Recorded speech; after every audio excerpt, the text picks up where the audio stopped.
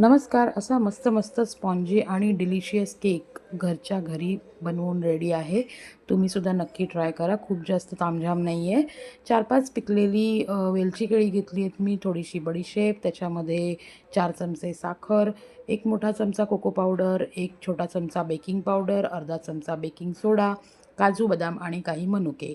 हे सगळं एकदा गरगरून फिरवल्यावर मिक्सरला त्याच्यामध्ये थोडंसं दूध घातलं आणि परत एकदा फिरवलं. मग 1 वाटी रवा घातला, थोडं दूध घातलं आणि कन्सिस्टन्सी अशी ठेवली की जास्त घट्टही नाही आणि जास्त पातळही नाही.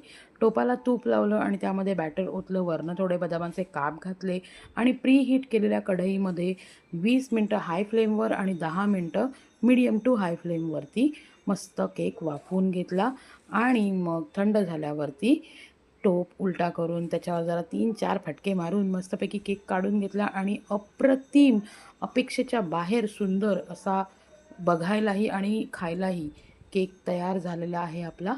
तर तुम्हीसुद्धा नक्की, नक्की, नक्की ट्राय करा आणि अगदी छान होतो अशा प्रकारे स्पॉन्जी आणि खायला सुंदर. Thank you so much.